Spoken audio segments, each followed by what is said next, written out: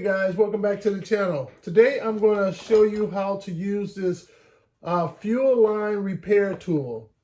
When you order it, you don't get any instructions. You just get this box and what you see here. So I want to show you guys actually how to use it when you need to repair your fuel line. All right, so to aid me in using the fuel line repair tool, I ordered this kit as well. It came with the right size fuel line that I needed. It came with lots of different connectors, depending on what's applicable for your vehicle, and even a few unions too as well. So we're going to use this in conjunction with the fuel line repair tool to make a new fuel line to bridge the gap of the piece that I had to remove out. All right, so even though this tool may look a little bit daunting, it's really not that bad once you understand what's going on this thing. So let me try to see what we're going to do here. We're going to take two of these pieces here, and what you want to do is you want to take your fuel line, and you see how you got those ribs up in there? Well, you want that to be considered at the bottom. So you want to take your fuel line and you want to put it up in there for the size. You have for the different sizes up in here. So you got to put it up in there for the size that you have. For me, mine is going to go all the way in the end for the size that I have. All right. And you want to have it stick up roughly about 1/4 inch past the tip of here. And now you're going to take the other side of here, orientate it in the same way so that the grooves are in the same location. And then you're going to put that on top like such. And you see how it's protruding out a bit. And now you want to lock this in place on here. So in here you have no threads on this side. You got threads on that one. And then just the opposite. Threads on this one, no threads in there. So that's how you use that to lock it in place. So we'll turn that one in, keeping it flat. We'll grab another one.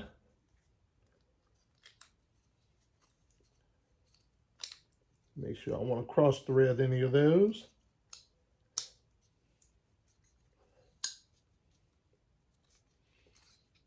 Yeah, put one in from this side.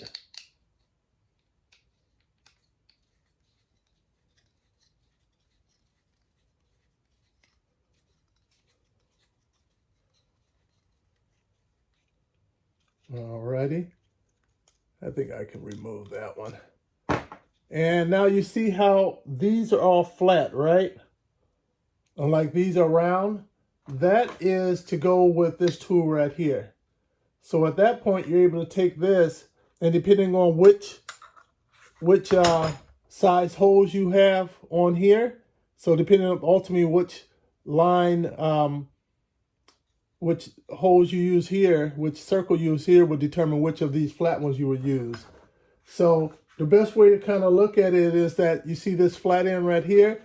It's going to need to come down and press it down into the holes.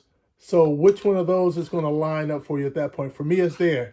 If you have another one of the other ones, then maybe it's those. So it's the last one for me. All right. So we're going to put that on here. And just like over here, you're able to take it. You see how you have that hole right here? It's going to line up with there. You're going to take that and put it inside. Put it through.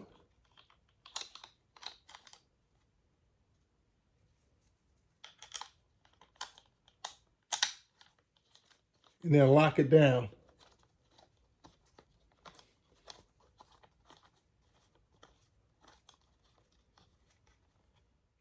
All right.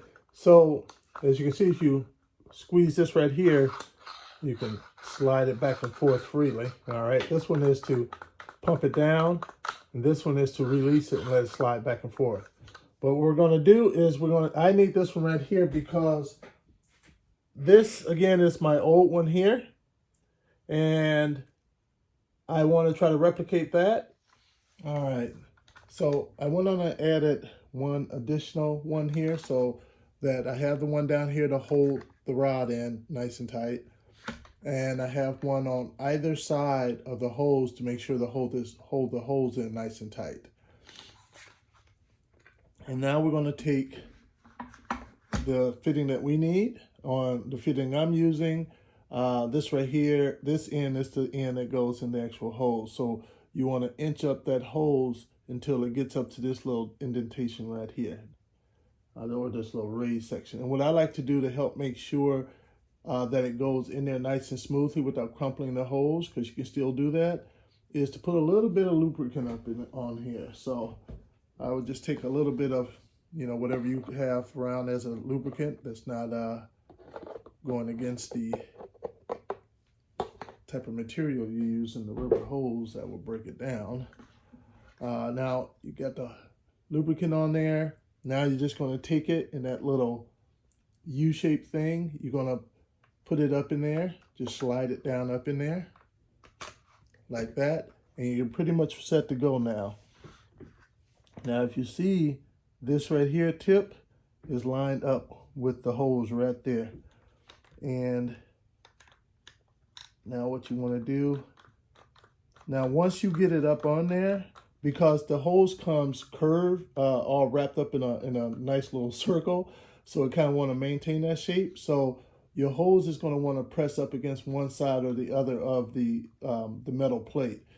What you want to do is when it's time to, when you get it inched up close to it and you get it in there, just touching, then move it, try to move it to the center.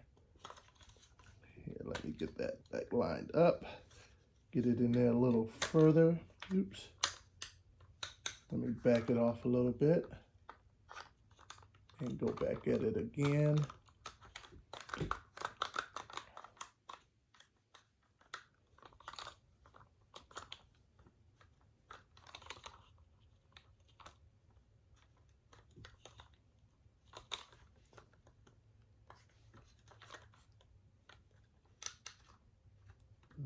All right.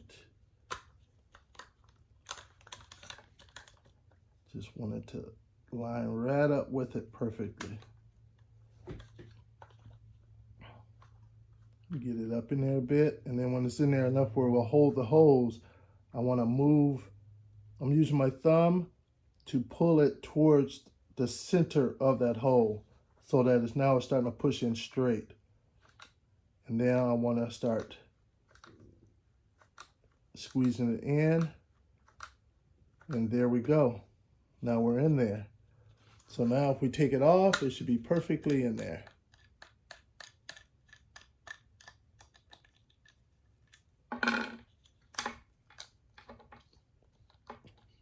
Now I do the oil part. You don't have to do it. I've done it without the oil and had success there as well.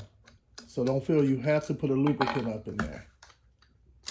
The main thing is to make sure that you center it like you saw me doing with my thumb, to make sure that the hose is in the middle when you start to compress your fitting into the hose. Otherwise, let me see, I have one here as an example.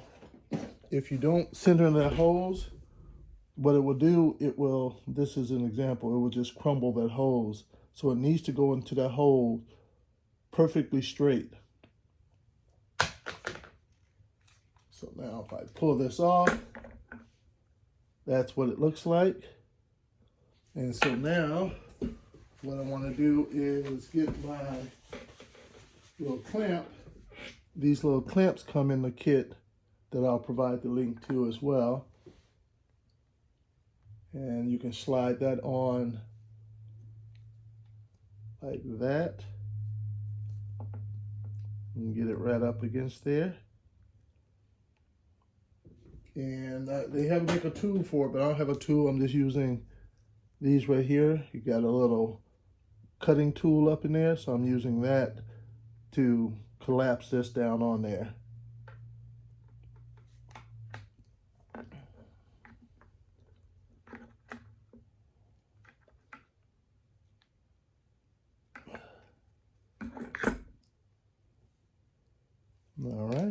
go.